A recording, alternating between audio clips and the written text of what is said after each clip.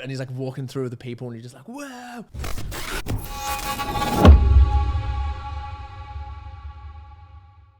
Why do we relate so much to Dune, and how is it influenced by the hero's journey? We're going to discuss this in this entire video, so please watch the whole thing because we're getting deep into it. Lock in, you're here with me, it's time to go. We're going to be going through step by step the hero's journey, how it applies to Dune, and why that makes it relate to you, and what's the influence that you get from your life, and how can you take the lessons of Dune and apply them into your own life. My name is Corey. I am the founder of Set the Standard Men's Personal Growth Company. And for the last 3 years, I have been running online coaching and in-person retreats all around Australia to help men make their careers and their relationships more fulfilling. I've worked with some of Australia's best entrepreneurs and worked with over 250 men. And I'm also the founder of the Corey Boutwell podcast. Currently, I'm working on creating the world's biggest men's community, and I give entrepreneurs around the world the power and the charisma to transform their ideas into reality.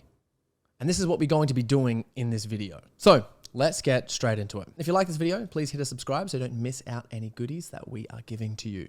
So essentially the hero's journey, I'm just going to really quickly touch on it. If you don't know it, you can watch another one of my videos. It's around here, which explains the hero's journey in detail. You can watch that or listen to it on a podcast. It's very easy listening. But essentially the hero's journey is a concept that Joseph Campbell created and a lot of other people have started working on. Eric Neumann, Carl Jung, there's a lot of people that relate, like some of the biggest philosophers in the world relate to the impact of the hero's journey and how it works. And essentially all the big movie artists, and the reason that we love stories, they have used the hero's journey to create power. Now, what people don't understand is that the hero's journey through all of tribes, religions, and history, it's essentially encoded into our DNA. The reason that any sales psychology works, make us buy things, the reason that there's any story that we find well or encapsulating, any short form content, whatever it is, there's some piece and point to the puzzle. There is a relation to the hero's journey, as well with archetypes that come up within the hero's journey itself. So it's pretty powerful. It's been told for a long period of time. There's 12 different steps.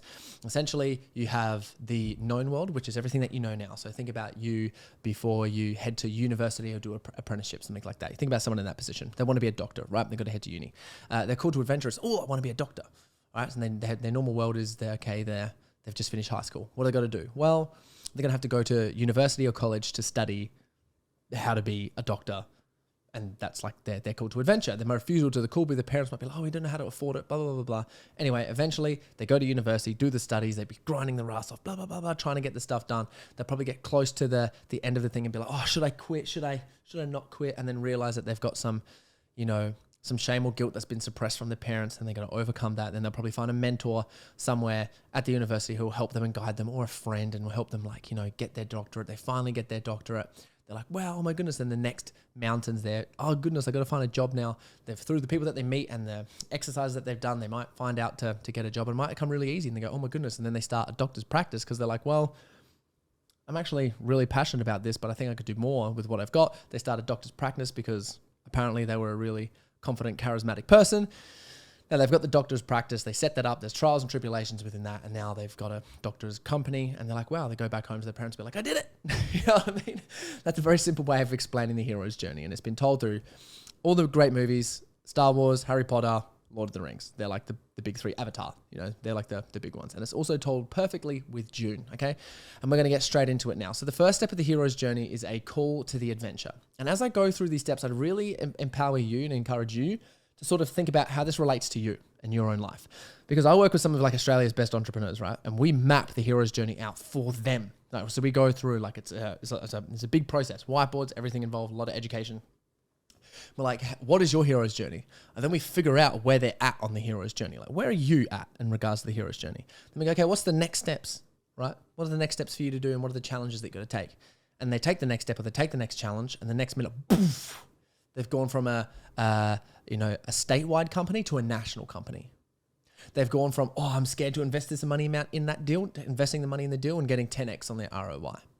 This is a consistent thing that happens all the time. Or it could just be like, oh, I've created the business and it's so good and I've got the money and the income. However, I'm still addicted to work and all I want to do is spend some quality time with my partner and show up being present.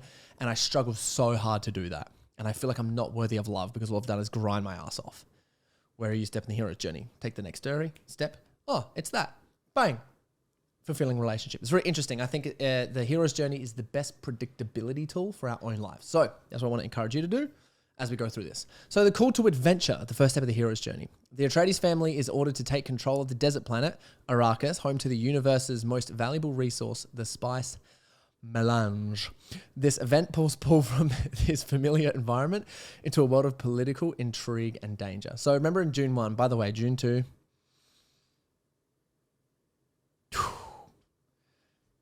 for my people out there that's seen Dune 2, this is why I'm making this video, by the way. So inspiring because I study the hero's journey, and every movie I watch, I judge and compare the hero's journey. I'm like, if this movie isn't following the hero's journey correctly, I don't watch it. I'm like, no, I judge the movie how good it is based on the hero's journey. So, cool to adventure.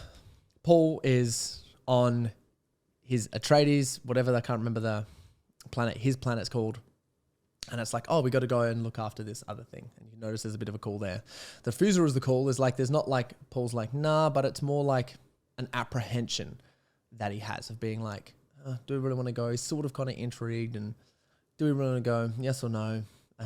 Talking to his family and his mum, and he's like, waking up like tired and stuff. Then the supernatural aid section. Paul's supernatural aid comes in the form of his Bene Gesserit training from his mother. So you can see that his mum and the Bene Gesserit and their supernatural aid, like they sort of really help him out because he has these superpowers that other people doesn't have. And I can't say the word that Paul is, the Kajaraka. Okay, I can't remember what it is. But essentially, the Bene Gesserit, the group of the... And there's heaps of spoilers in here, by the way, guys. So if you haven't watched the thing, you're going to go watch it and come back. But at least if you watch this before you go watch the movie, you're going to be like, oh my gosh, this is so good because it's so aligned directly to the thing. So essentially, the Bene Gesserit is a group of women who have supernatural, I would say, almost like feminine powers, and they can speak to people and they tell them to do something. When they tell them to do something through changing the pitch of their voice, people do exactly what they say that they're going to do. They have to have that power. And some, I don't know if some have visions, but I know that Paul has visions, okay? And that's his supernatural aid, is being trained by his mum because he has this superpower and this unfair advantage that other people don't.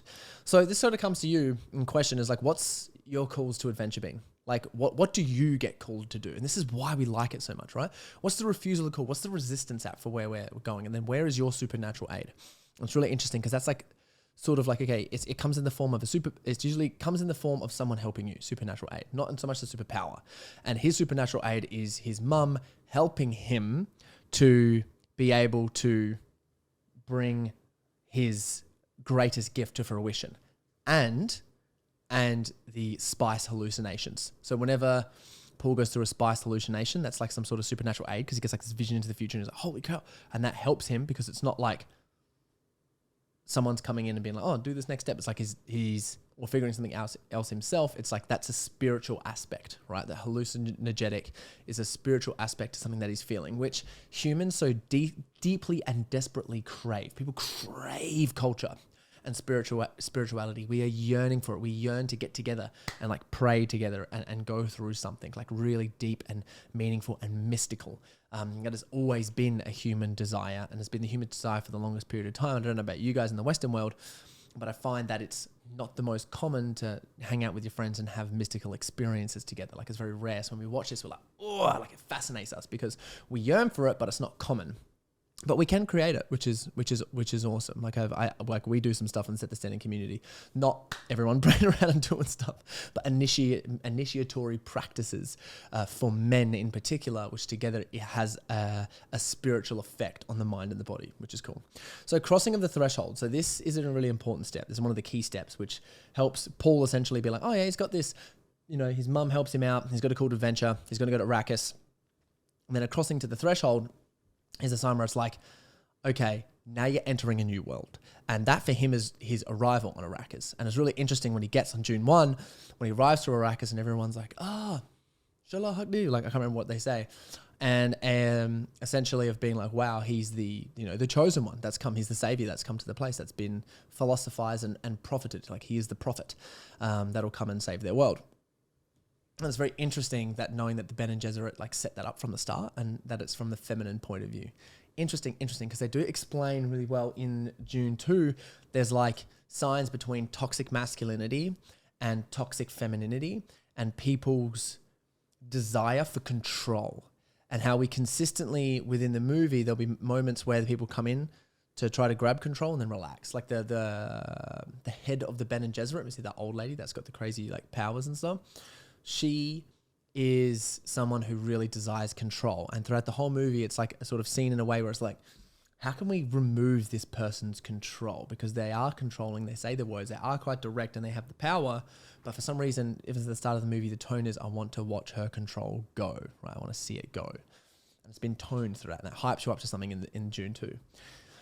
And it's interesting because we have that in regards to other people that we may see as potential allies or we may see as potential competitors, which then can bring in comparison. And it's interesting because that can prevent you from getting into the next threshold or the next phase of your hero's journey if you're stuck in comparison and you're not willing to, sort of let the control go within yourself or see it within someone else and try to, essentially, I don't know if it's challenging or something, but figure out some sort of way to either release control or, I don't want to say gain control yourself, but know where you're going. Very interesting. Hope that makes sense. Next step is belly of the whale. So Paul's family is betrayed, leading to the death of his father and forcing him and his mother into the deep desert. So this is essentially when, it's a really awesome belly of the whale moment. This is when Pinocchio goes into the belly of the whale, or it's like it's not the ordeal, it's like heading into the abyss is other areas of the hero's journey where it's called the dark night of the soul. When you are in it and you've landed, the prince is encapsulated into the forest of the princess and does not, or the forest of the fairies, or the forest of the elves, and doesn't know how to get out. The hobbit has left the Shire and has just met the trolls. Like this is sort of like, whoa, I'm in the belly of the whale right now. So after all the fights and stuff and Paul ends up on the Dune desert, it's like, they're like, well, no, like with his mum freaking out, like they're in it now. Like it's just him and his mum. Everyone in their clan has just been slaughtered. So it's like, what are we going to do, right? And that is the complete separation from his old life and the immersion into a new one. So even for you, when thinking about this step, it's like, what's the immersion you want to take? What is the desert that you want to enter in? And it comes with a price. And I think it's very important in this where it's like, okay, you may have entered a new world where you do get to go and learn leadership and learn eventually how to express the best version of yourself, but it comes at a sacrifice. For me, it was moving states. I'm not going to see my friends as much. I'm not going to see my family as much. I'm going to go and start my own, right? That was my intention for when I moved states. I moved and separated from everyone. And I wasn't someone who had a bad friendship group. I have the best friendship group ever, and I'm still friends with them, and I go and see them. However, it's still like stings a bit, right? And that is sort of the sacrifice you're going to have to make. So if you want to make a big, like a leadership change or a business change or start a new career or have a relationship that's really fulfilling and the one that you have, is just toxic, then it's like belly of the whale moment. Right, there's a quote here, 36 hours of pain. Most of the time there's big decisions. It's like 36 hours of just like pure pain before you get into the next world, you could say. The next phase is road of trial. So in the desert, Paul faces a series of trials, including mastering the Fremen ways, learning to ride sandworms, and surviving assassination attempts. These challenges formed him into a leader and a warrior. So essentially, the whole half end of Dune 2 was just a road of trial. So he leaves with his mum. He's got to figure stuff out. They're world building, and then it's like the road of trials is really starting. So he gets adopted by the Fremen people. They bring him in. He meets Chani, and they're eventually like putting him through the test. And like obviously he kills one of those people in the duel in the end, and that's sort of like one of the biggest trials that sort of come in. And then his relationship deepening with Chani, who is obviously the Fremen woman, Zendaya. Paul further connects with the Fremen culture and his own destiny. So that's the start of Dune 2. So that's sort of, it's interesting because that's roughly where the hero's journey changes from chapter 1 to chapter 2. So chapter 1 is essentially, call to adventure to road of trials. Chapter 2 is basically meeting with the goddess to, I think it's around about apotheosis, something like that. And then the ultimate boon all the way to the top is chapter 3. So it's interesting that they finished that in chapter 1 with the movie. I'm like, oh, fantastic when they finished. So when chapter 2 started, I was just like, oh, yes, you take off right where you left off, right? Bam, straight into it. And then he starts like deepening his relationship into the Fremen culture, in with China. He's learning about his destiny. He's learning about what to do. And they encapsulate you in the start of the movie. Like, yes, while they're like starting to fall in love.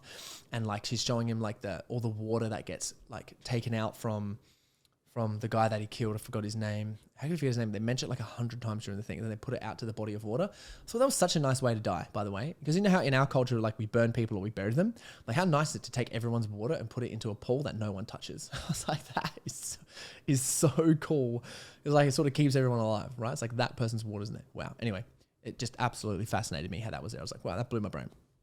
Woman as temptress. So the temptation here is not of a romantic nature, but rather Paul's struggle with the addictive lure of spice and the power it offers. He must navigate this temptation to maintain his focus on his greater mission. So this is sort of seeing the moments where he does depend a little bit on the hallucinogenic. It can be taken in a few ways, because the woman as temptress, I believe, is like sort of any temptation, which can be violence, which can be, so it's like a temptation to be violent. It's a temptation for the spice. It's a temptation for Chani. And he could have, as woman as temptress, for example, he could have been lured off to go and live and, run away with Chani. And that could have happened. And that could have been the temptation for him to do that. And that also is the temptation for him was like, I think it sort of prevented him from becoming who he's supposed to be by keeping him just like the moment in Dune 2 where they're like, he's like, I'm going to stay here. I'm not going down to the south. I'm staying into the north. Like that can be the temptation, like the culture, the vibe, the people, like I can stay here, but I really got to go somewhere else to play at a bigger stage. Okay. So with these 3 steps, road of trials, meeting with the goddess and the woman as temptress, for most people, this comes in regards to money. This does come in regards to sex, relationships, video games, movies, food, any sort of temptation that comes in as meeting with the goddess, because, oh, this makes me feel good. And that's when the hero of the journey gets trapped. That's when he goes into the forest of the elves and he meets the elven princess and doesn't want to leave, okay? Because she's got the goods. And it's essentially sort of what's happening, like it's exactly what is happening here, but it's not Paul's temptation for the romantic notion. It's more for power, right? And then he resists, resists power and not. Which is very interesting. So I was like, where's that happening for you? Where's that happening for you? The atonement with the father. This is one of my favorite steps. This is when Luke Skywalker literally finds out that Darth Vader is his dad. Okay, but this doesn't always have to mean father's role, because Paul's father, Duke Leto Atreides, dies in the first movie, right? He dies in the first movie by the Baron. But the atonement doesn't come from his dad passing. It comes from him embracing his dad's value and legacy. So I think there was a moment that happens where he like puts the ring back on after the elixir that he drinks. There's a moment where he drinks the ring back on. He's like, no, I've got to be like my dad. I am my dad. And like sort of like felt those vibes, and he puts the ring on. Boom. That is his atonement moment. And the atonement moment for people, the atonement moment, I never thought about it. I'm going to start using that from now on. So the atonement moment for most people is when they change. So it's when Thor gets a haircut. It's when Iron Man gets a new suit. It's all these different things, but someone usually changes their image. And for Paul, it was wearing the ring. Okay. He's like, actually, boom, I'm going to wear this. Like it's me. I'm here. And that's the beliefs and the values. So for some people that could be, it's like a changing of clothes. It's a changing of haircut. It's a changing of your energy for something. You come back and you're like, yeah, I'm going to own this. It's changing of house, cars, anything like that. There's like some sort of physical representation that you want to do after you've gone through something intense. However, you have to go through something intense in order to get there. Usually this is breath work, personal development. This is diving deep into your own self-awareness. There's some sort of dark, again, like sort of another dark night of the soul that challenges within inside you as someone challenges your belief. It's therapy, it's coaching communities, it's any sort of healing modality that's like plant medicine, like whatever it is. Atonement with the Father can help with that every single time. And this is the thing where it's like facing off with whatever demons are inside you, which is why the work's so important. Because a lot of people get stuck at woman as the temptress. I find like most people are stuck around there and then refusal to return. So entrepreneurs get stuck at the refusal to return, which comes in a little bit later. But majority of people get stuck with meeting with the goddess and woman as temptress. Like if we look at society in a whole, it's like, okay, people will get a job, married, kids, watch TV, go away on holidays, and that's about it. Like, that's completely fine. I've got nothing against that whatsoever. However, if you're someone who I think that's a really good life to live and enjoy it and actually be grateful for that, because a lot of people don't get that. And if you're born in the Western world and you have the opportunity for it and you get it, hold on to it as long as you can, because it's fucking beautiful. However, if someone inspires more and you have a deeper yearning within and you feel like you owe it to yourself to bring out that max potential, then this is what you got to do, okay? You have to go through the atonement with the Father, which is why communities like mine, Set the Standard, exist, essentially, so people can come and have that happen. Because otherwise, like, depends. Because if you're working in a career that you don't like, but you've got a great family, you've got a house and all things, and you love it, perfect. Like, I am so for that. But if you don't, and you hate your career, and you're not about that, and you're like, I would almost give up everything to change what I'm doing so I'm living with a more connected sense of purpose and meaning, then you've got to do the inner work. And the atonement with the Father is inner work. And when you do, that's when you do live with a legacy. Now, for some people, if they haven't got a good relationship with their father, X, Y, Z, it doesn't literally mean father. It means father in general. How God, Jesus, they call, the Father, the one, the Holy Spirit, the Father, the God, the Holy Spirit, whatever they say in Christianity. That's what it meant by father. It's your resolve to your relationship to masculine leadership most of the time. So whatever the father symbolism for you is, that's what happens, which is why it's so powerful. Just that scene of watching Paul put the ring over his finger because he's like, he's owning this stuff again. Yeah. I had like tingles gone from my body watching that in the movie. You can have that in your own life, which I think is very powerful. Apotheosis. So yes, the apotheosis, before everyone, that was all atonement with the Father. Apotheosis is when you look different. Apotheosis is when you have the haircut, the new car, the new house, how you look differently because you've gone through atonement with the Father. So his was when he drinks the water of life, that like deadly poison that he drinks that comes out of the sandworms, and survives, unlocking his, abilities and just being like, bam. So I think they got the other two sort of around. Like I think he really, like in the journey of the movie, they did apotheosis first and then atonement with the Father. So because he drinks the water of life, he goes through like all of these things. This is a crazy, because apotheosis means peak enlightenment. And he's going through this enlightenment, and then it's after that he puts the ring on. So it's like, cool, he's gone through apotheosis and he's had atonement with the Father. Usually it's the other way around, but it's sort of, they kind of done it one and the same, which I found was really powerful, to be honest. So yes, the ultimate boon is the next step. So the ultimate boon is Paul's acquisition of control over the spice production, giving him the power to dictate the political and economic fate of the universe. So this is when his control over the spice production was leadership through owning the Fremen, right? So this was when, his gift of leadership, when he got up and he was like, da, la, la, la, but that scene when he's walking, and he's like walking through the people and you're just like, wow, everyone's moving out the way and it's just like super cinematic. You're just like, holy shit, and the music's going nuts. It's just him walking. Then he gets in and just starts like owning people, like using his father's belief and just like inspiring people. And he's using his gift of seeing into the future. Like he picks out one man and he's like, your grandma died at this on this death.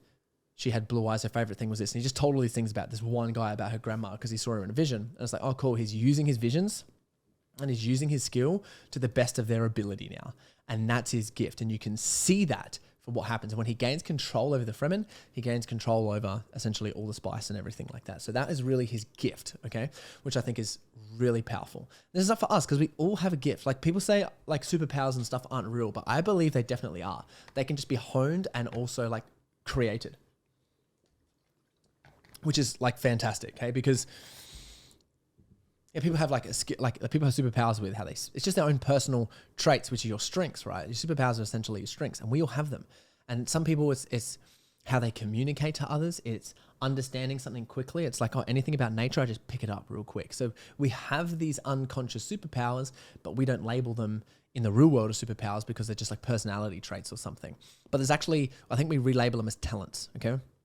But we do have some sort of superpower that we can use or develop. Like a superpower that I created was learning how to, dissect difficult books and understand the concepts in them because I've been reading and reading and reading and reading. And now I've got this like sort of superpower that I've honed. And I'm like, wow, I can like read books, remember the information and recall it regularly. Like this is a really cool skill that I've got through repetition. And as I did it as a kid when I was studying acting, because I was reading, like I had to remember script after script after script, and I had to do that through repetition, right? I couldn't do it any other way. So it's very interesting that that's there. 12th step, refusal of the return. So initially, Paul struggles with the idea of basically leading a galactic army against the rest of the world, like the rest of the universe who are all allied together. And because he knew there's going to be like a huge loss of life and his reluctance, he didn't really want to do it because if that happens, then he also loses Chani, and he's tossing up, oh, like, what do I do? Do I own this? Do I not?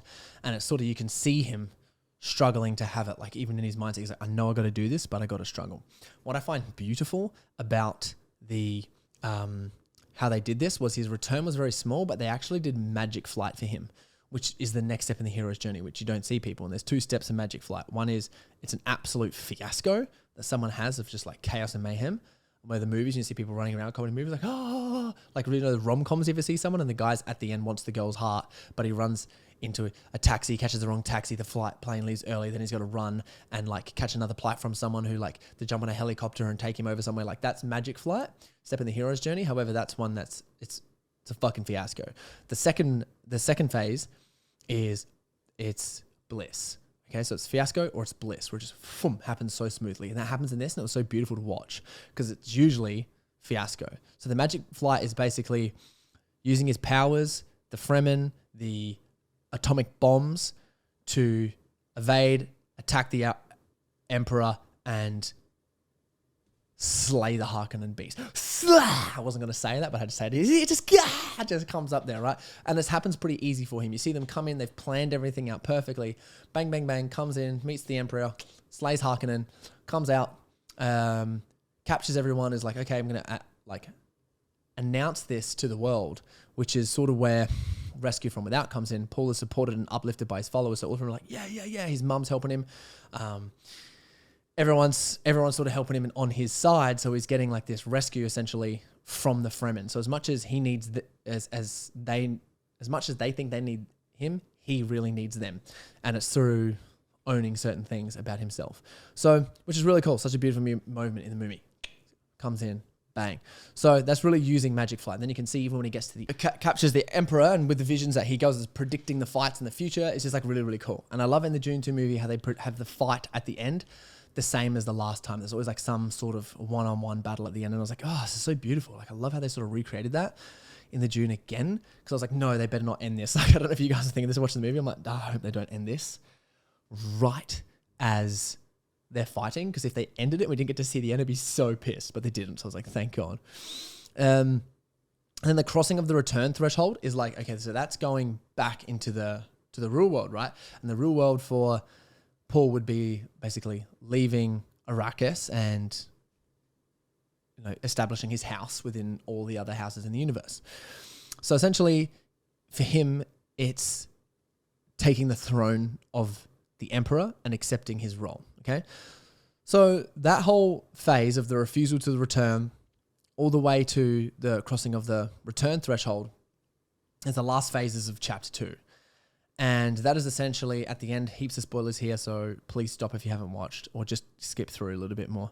But I'm going to say them right now, so probably 2 minutes in the future. So when he sticks his hand out and he gets the Emperor to kiss his ring, that is the crossing of the return threshold. Because this is like, okay, cool, you're entering yourself into a new world now. And he knows that he had to do it. And quite simply, he got there. Even though he fought, it still wasn't a fiasco. It went to plan. He caught the knife, stabbed the other Harkonnen. Like, let's go. So essentially, when you apply this to yourself, the refusal to the return, that is where all entrepreneurs get stuck, right? They get sort of this gift, or this boon. They're like, yeah, or this business. And they're like, yes, let's go. But then they struggle to return, which is, you see, the great businesses who do are the ones that essentially can sell their business, or they merge their business and then create like 10 other businesses under the one umbrella of one, if that is their goal. For some people, their hero's journey might be doing something by themselves. It's selling off all their business, doing something new, but being known as that person. That could be personal brand, key person of influence, something like that, which I find is very interesting. So after they've gone through like those phases, gotten through the hero's, the refusal to return, the magic flight is like, you know, let's say you wanted to sell your company and it's like fiasco, right? It's a pure fiasco trying to sell your company. You're like, no, it's so hard. Or if you've done it properly and you've done it really well, it's like, oh, this was bliss and I've got here, sort of like it happened in June. Rescue from Without is like, okay, a business partner or someone helping you, or having a consultant or something like that come and help you. Crossing the return threshold is seeing it come to reality, which I find beautiful. The last 2 steps are like the most important, and that's the master of 2 worlds and freedom to live. This is where I find men find it hard to get to this position. It's like a sort of another bit. People get to crossing of the return threshold and they can get there, and I've helped quite a few entrepreneurs get to master of 2 worlds and freedom to live. And honestly, it's one of the most beautiful experiences for me. And essentially, master of two worlds and freedom to live is helping a man like open up into his heart. But that doesn't say that he hasn't got challenges along the way. Okay, so he's got to open up into his heart and really find the skill to receive and be grateful. It's like this receiving energy of like receiving people, which I find is so powerful. They capture it pretty well in the movie. So Master of Two Worlds. Paul masters both the physical world by becoming emperor and controlling Arrakis, and the spiritual and psychic world through his prescient abilities and understanding of the universe's mystical elements. So you can change this for someone of being like mastering business and their goals and becoming truly present with themselves and opening up their hearts. And that's the mystical experience. Like, oh, I can be present. I can do this. I can take the time. I'm not stressed out, burnout, overwhelmed human. Freedom to live. By the end, because I find the entrepreneur's journey is the perfect hero's journey, right? By the end of Dune, Paul has changed the course of the universe. This is like, obviously. However, his freedom to live is bittersweet, as he is also bound by his vision to the future and the responsibilities of his power. So they kind of hint here the tyrant king, which is really cool, which shows like, is he going to be a tyrant? Is he going to come in and just blow everyone else up? These are the questions that we're now facing. Like, what's he going to do? And understanding that he wants to be with Chani, like, and he gets that. He has this love and this heart and this thing, but he's sort of coming in for a greater cause, which makes us buy into the vision a little bit more, because a lot of us can relate where it's like, oh, do I want to go on this thing and master this? And am I really free to live even though I've created a business and I may have passive income? But what's it like with my partner? But my heart yearns for this. Like, oh, am I put myself in a position of being difficult? So I wouldn't say that he actually has freedom to live. Like, obviously hasn't got that. We'll find out in the next movies. However, what I do know is that like it creates a really kind of cool scene or feeling, emotion that we have in us of being like, oh, that's so cool that he's got to there. What's he going to do? But also we know that he's bound by what he wants to do at his greatest core, which I do find is extremely powerful for us as humans, especially if we know exactly what we want to do. We need to do, we have to do this thing, but we've got to give up a few things in the meantime to get there. It's like, this is a really good opportunity to do it, right? So essentially how it relates to someone, and this is the most important part of the video, watch to the end. Like, this is the most important part of the video for you, okay? So embracing change, learning from mentors, overcoming challenges, personal transformation, the value of community, and making a difference. These are the like real powerful steps for how it relates. So it starts with Paul having a drastic change, dangerous environment he moves into, and then he faces all these challenges and changes, which we also find significant in our life as well. And then embracing change rather than resisting it can lead to new discoveries about ourselves and our own capabilities. This is where a lot of people get stuck. This is where a lot of people get like, depending on their goals and what they want to do, if they're stuck in like jobs and they're not increasing or scaling their career development, they're not opening the business, they're not doing what they want to do in life, they're not talking to the people in relationships, they're not approaching enough people, like whatever it is. It's like you can see this, that embracing change rather than resisting it can lead to new discoveries about ourselves and our capabilities. And that's a consistent ongoing journey, because with Paul in the movie, you're learning about him all the time. You're like, look at himself, he's learning about him and his capabilities. And that's why it relates to us, because we're like, oh, we're learning so much about him.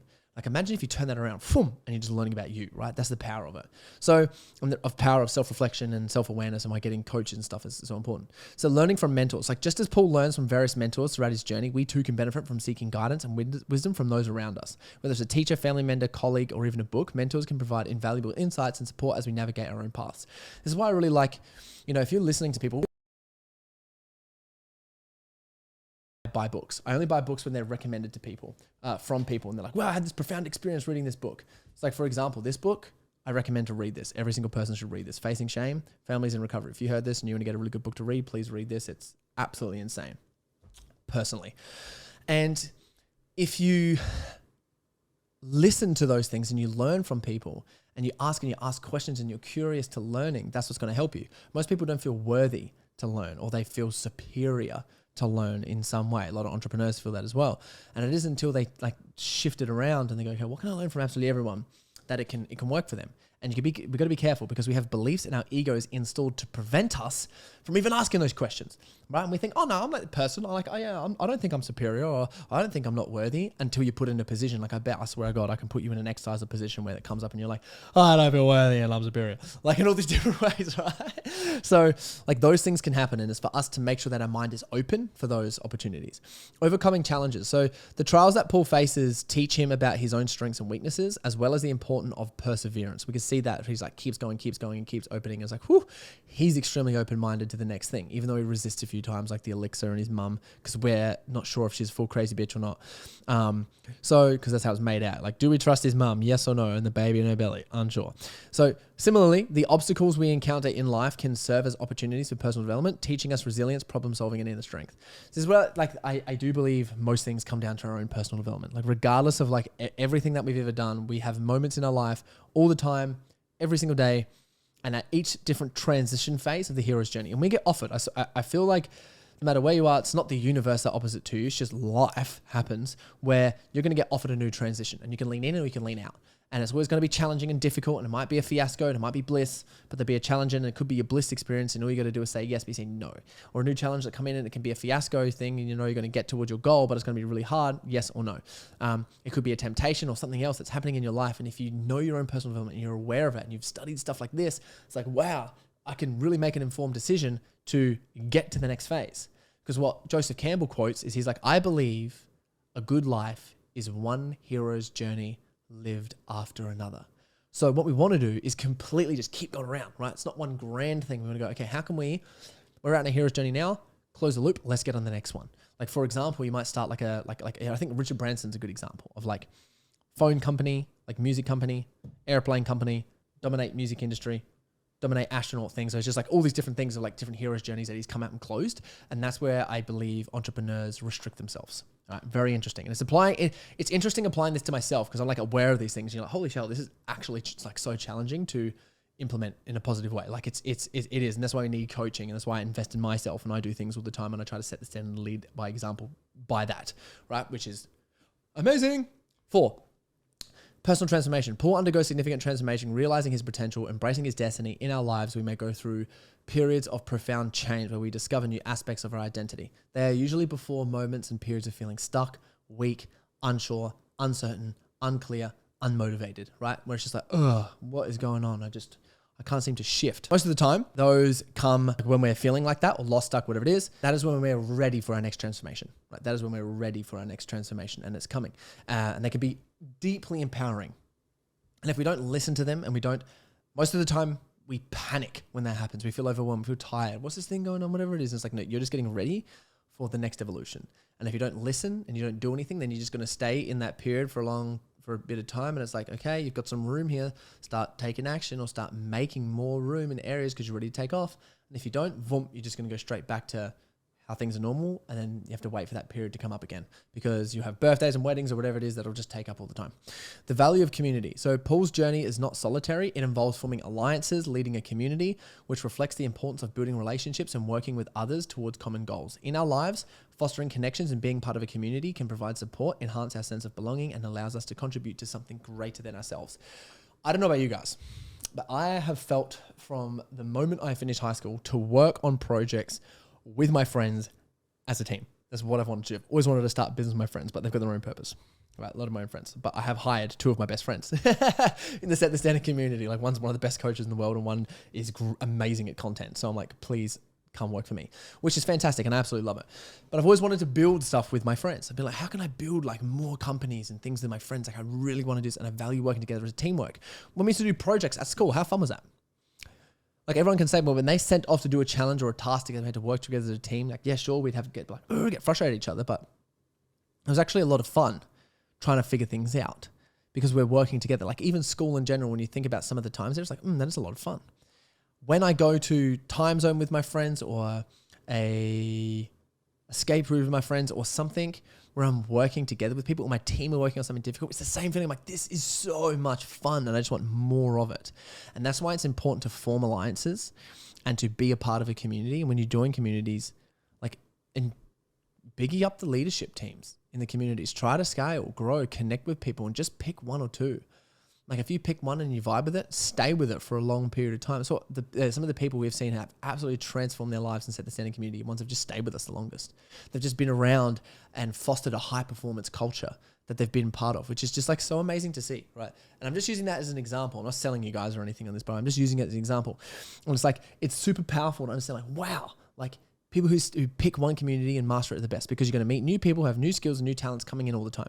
And we've fostered so many different relationships and bridged people together who have created business together, relationships together, friendships together, all hanging out just because they've touched our community. And it is crazy to see, and the accountability and everything else. And I think there's a place there to build businesses together, which I think is really cool. Last one here is ultimately Paul's journey is about making a significant impact on his world. Similarly, we have the potential to make a difference. I feel like all of us, yes, there's parts of us that are extremely selfish, but a selfish part that we have is to make an impact so that we can feel significant in some sort of way. I feel like we've had meaning, right? Whether in small ways, in our immediate surroundings, or a larger scale, depending on what you're interested in, which is finding purpose and striving to contribute positively to the world, which can bring fulfillment and meaning to our lives. And I feel like most people in the modern world see this, like the Western world, like can see it. It's like, okay, I've gone to school, gone to uni, done some stuff. Man, it's just not deep enough for me. And I value being a hero. That's why I love these movies and I love the hero's journey and all stuff, because I just feel this deep connection and yearning and want to do something. Now, if you know you can't do it by yourself, or you don't have the skills or talents to be able to do it right now, this very second, join something that is doing it. Now, for example, if you are lost, this is sort of a plug. It's like, but I'm not plugging it to make a sale. I'm doing it for this general problem. Is like join Set the Standard community, because we're doing something great, right? If you're a male and you're 25 to 45 and you're an entrepreneur, great place to be. If you're not, please find somewhere else. But if you find somewhere else or something else that is going to bring you meaning, or you might get a job for someone who's doing something really impactful in the environment, traveling the world, or an e-commerce brand that you love, something like that. It's like join that, because that's what's going to give you purpose and meaning for a period of time. Because you have got time to find something that you really want doing, but you got to get skills to do it first, right? But if you are like full on door kicker, go-getter, and you're just like, I want to do this thing myself, this is great. Go and create it for yourself. Like you can. And that is why I feel like a lot of us have this hole these days, like a lot of men in particular, because it's like we see these movies and then we feel this deep connection and purpose, but we don't know where to go to get it. And we can either get it ourselves or we can get it by joining a community. I had no idea where the hell to get it for me. So I created my community so that I can meet amazing people. And now I have it every single day and it's fantastic. And I'm just so connected and present and it feels great. So that's essentially it and how it relates to us. So I hope you found this video useful. I hope it mapped out the hero's journey for you a little bit. I hope you liked this video. Please subscribe to it if you did. And we'll see you in the next one. We've got plenty more like this incoming. Let's go.